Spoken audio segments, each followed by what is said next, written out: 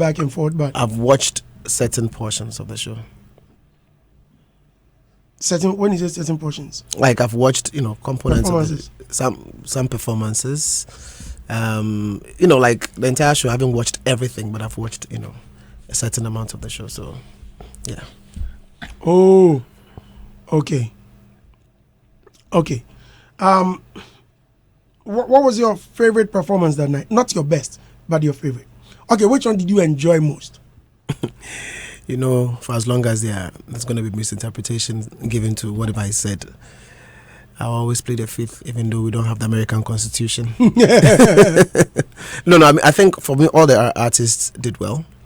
For this particular, again, I think coming from COVID era, I see a lot of effort from the artists in wanting to give of their best. And they put in a lot of work, and that kind of feeling working together with their various teams is great, and that kind of urge to always want to be able to give up their best is sweet. So I for me, regardless of how it turned out, how people saw their performances, I just want to applaud the effort they put in there and the kind of results they achieved. If at the end of the day you didn't get what you want or what you wanted, what it means is that it just tells you that there's room for improvement, really. So yeah. Did you have difficulties in any of the performances, putting the performances together? I think it's not about difficulties, it's about challenges. Like what? Some of them it requires a lot more.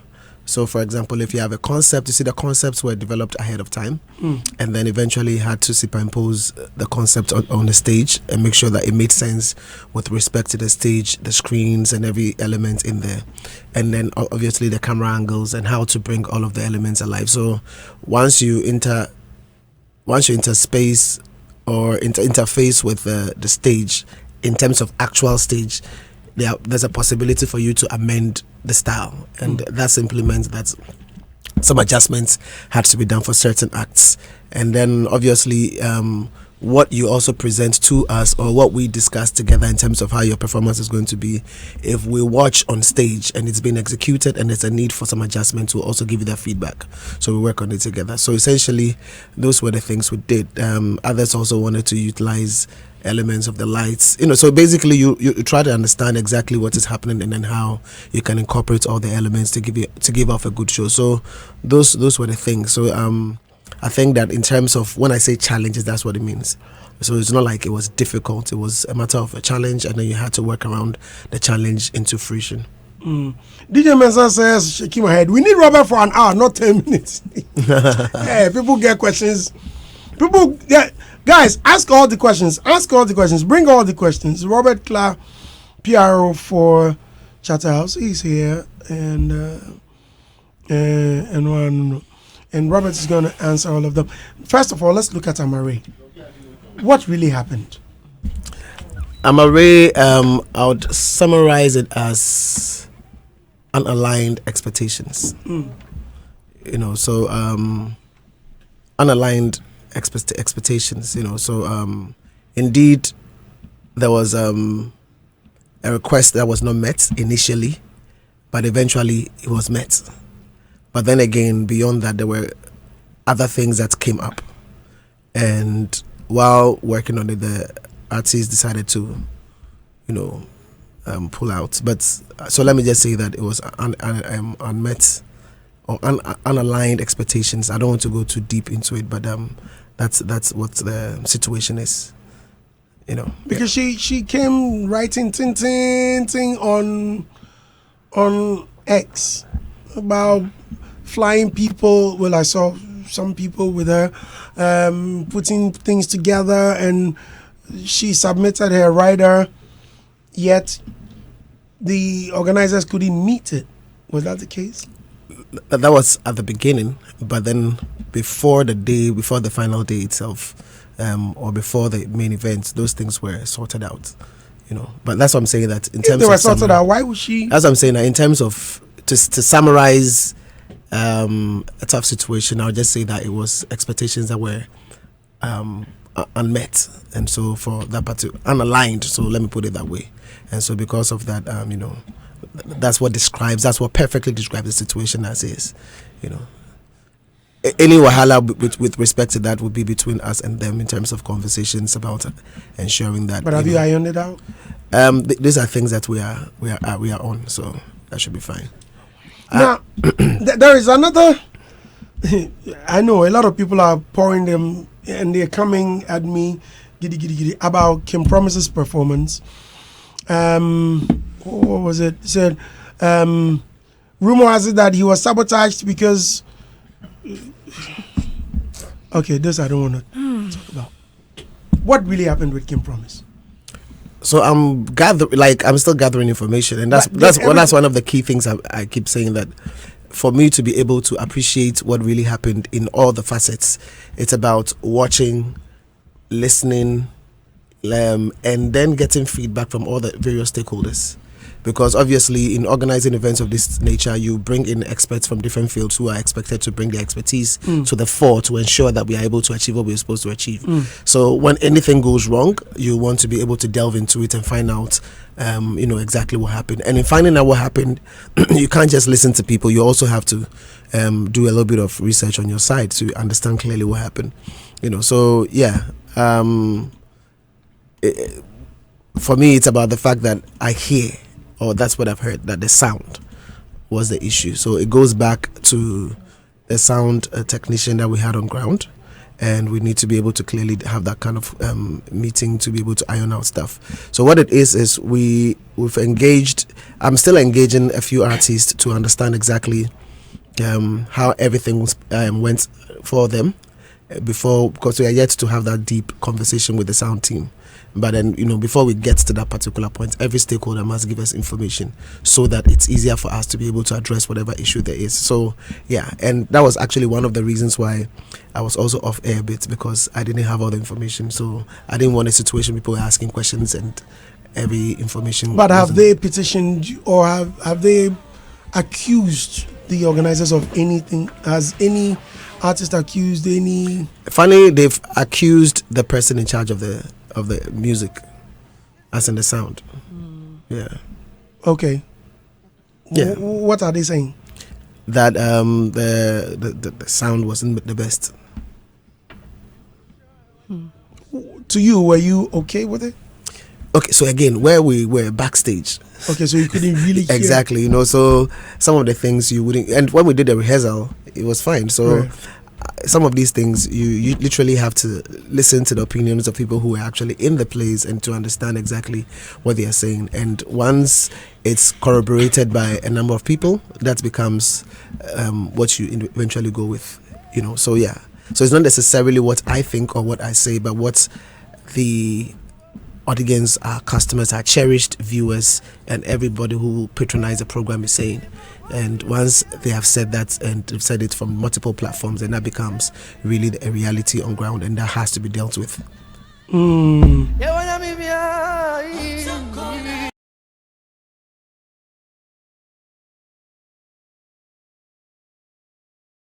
Yao Dixon says, Robert Clark, thumbs up. You've done well, but please, we need you to work on the sound. That's my only problem. Kudos, you delivered, but did Kim Promise rehearse? Yeah, he did. Kim Promise rehearsed. I think they rehearsed more than... They came for 2 sessions, I remember. Like, they came for day 1, they, sorted things out, came back again the following day. In fact, the following day, they did the last rehearsal. They finished off like... They were the last. We finished like 6 a.m. thereabouts.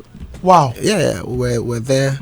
They actually put in a lot of work, absolutely, pushing the envelope, trying to make sure that it went well. And every member of the team, like, they were there just to ensure that it was going down well, so yeah. Adam, let me start with you. I didn't love my life, get my peace of mind, and I try to survive. We all be sinners. I'm missing Adam. Oh, Mr. Dusty. I think because of time, so far I only asked for 10 minutes. I think there's a sound that people have complained a lot about, that there was a challenge with the sound, and I think as an organization who are also interested in coming out with the best, they have to listen to and do the needful so that it doesn't recur again, because it's like everybody enjoyed the program, with exception to the sound, where it created some challenges. And also, You mean on TV or in the auditorium? on TV and even in the auditorium. I was with, I think, some couple of people who also didn't enjoy the performance, especially Kim Promise. And when Kwame Eugene 2 started, it's like there were some who were complaining about, how it was sounding. But I think Kwame Eugene, it got better later on when he was performing. But in all of these, I think that one other thing we also need to look at is also, the Maria one, because it didn't come out well. How she put out, she made it look like it got to a point that nobody was minding them. You understand? Because she said that some of his management team called, and nobody responded. It doesn't look well, especially when, from what she was saying, it's like there was a certain commitment from her in terms of funding and other things to make sure it happens. And this has been the third time or so. So it look as if it doesn't look good. It make it look like some when it comes to negotiation with production issues, it's like somebody doesn't want to bend. Regardless of the kind of effort somebody has put in, and we need to. And Team Eternity 2 did not perform. And what happened? They also came out with a statement. Yeah, so they came out. Well, go ahead, finish. Well, they came out with a statement and saying some issues, unforeseen circumstances. That's why I want him to answer that. Yeah, so there are details of what they said that it's difficult for me not to say it if I want to speak about it. You understand? But then I give them a word that I wouldn't. They shared that information with me for me to understand why they couldn't be up on the stage, and we were like, okay, then they had to be responsible for speaking to the public, because if I am going to say it, there's no way I can say without saying the information, because it had to make a certain sense. So let me put it this way, that it was beyond their control or beyond their capability to be able to execute as they wanted to. Did you not meet their requirements? Oh, it had nothing to do with their requirements. Everything they wanted whatsoever, that was not even an issue at all. So this is completely from their camp. Yeah, and confusion. Unfortunately, me and you know that once I say that, it's difficult for me to say. It means I cannot, difficult, regardless of how you twist it. So I beg you. Okay, Sister Fia. Yes, you also witnessed the occasion. Yes, I okay. did. Yes. What was your favorite part? Amachi Daybreak's performance. Oh, thank you. This is a thank you. Is it? Yeah. No, it's good. Yeah. I'm enjoying what she's saying. That's all. It was Amachi Daybreak's performance. It was magical, and I love him. Like, I've been listening to him even till now. So. Yes. Not much. Okay. All right. What didn't you enjoy? The only thing I did not enjoy was the red carpet. Okay. It was too many things. People were stepping on your toes. People were stepping on your dresses. That was my only issue. But I feel like since Boss Wahano on Betty Baby found, because a lot of artists were complaining, about the red carpet. Bloggers. And Kofokro more rim. So I feel like say next time say baby a barricade in Bewano. Can be a press no what that side. Okay. The other ones should be just for the celebrities on bits me in your time. Oh, because you could see one person on the team bear 7 and then for one dress. What's my say? And na I'm hona congested. Inti your artists up so free red carpet in some time. Right. Yeah. That was my only problem. Well, thank you, Ria. For me, I watched from home. And I don't know whether it was technical difficulties or what, but it felt like it looked like the sound was bad throughout. Like when I was watching on TV. I don't know about the auditorium. Right.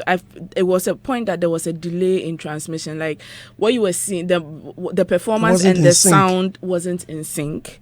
And so I didn't watch Kim Promise's performance because I mean my friends and I decided to have a watch party with my friends and I. So we got there when the other performances were going on, the tribute to Amachi Dede, like so many things, and it didn't look too palatable, but. But we still enjoyed it. I mean, Efia's performance was a bombshell. I enjoyed Amachi Dede. When the 90s celebrities were coming out, I was a bit bummed out when Miss Bell couldn't communicate with the audience because they changed the microphone and the same situation was happening. But all in all, I mean, every award show or every show borderline has technical difficulties. I'm not saying that it should be the excuse, but I mean, hey, it happened. But everybody was able to salvage things and the show went on. So, yeah. Kwame? I'm happy that Robert is here and he's spoken about some of the things that happened. I just hope that they go back to the drawing board and right the wrongs. Now that they're taking feedback, the essence of that is to make them better. So we want to see a better production next year. Thank you. Okay, Mr. Clark. Please wrap it up. I think that sound. Fortunately, the comments are not too many for you this morning. So I think the sound issue has been on the table for some time now, and we've tried hard to investigate the issues because previous years you'd hear, oh, it's good on DSTV, it's good on social media, but it's not good on TV3. Let me just say that kind of stuff. Let me just say we went through the stations. So where my friend's house didn't have DSTV, so we decided, but we had like router. So we did TV3. Then we did the Telecel YouTube channel, and then the Chatterhouse of GMA, TGMA, YouTube channel, and each and every. I mean, when it came to the TGMA YouTube channel, it was clearer than most. I mean, TV3 had its challenges. The Chatterhouse Live had it. Like every single one had its challenges, but Charlie, we move. So previously you would hear that one particular platform or two platforms are better, and then maybe TV is giving you challenges and stuff like that. But now you're actually hearing, and then you would hear that, oh, the sound in the auditorium was good. But now I'm getting feedback that even those who were in the auditorium also had issues. So I think it's a major concern. And when you've put in experts and you're expecting for them to give you their best, I mean, because this is a music concert, so sound is key. You can't take out sound, So it's one of the key areas we are really looking into to try to see how we can make right and ensure that next year we have solid stuff. Now, we did nominees jam, we did nominees announcements, and we didn't have sound issues. And all of these things went live on television. So you want to ask yourself exactly what the issue is and then how we can get into it. So I understand, and that's one of the key areas that we are going to devote, or we've already started devoting our time to be able to crack the aspects and ensure that it doesn't really happen anymore. Many thanks for coming, Sister Fia. You've been a special guest. We've enjoyed. You. And then why are you pointing your finger? She had something to say. Thank you, Adam. How do you know she has something to say? Unofficial PR. Unofficial PR. What's that here, Jumano? Unofficial. Listeners, this is where we end the show. Many thanks for listening.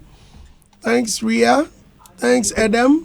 Thanks for coming, Mr. Clark. And thanks, Kwame Dazi. This is Hitz.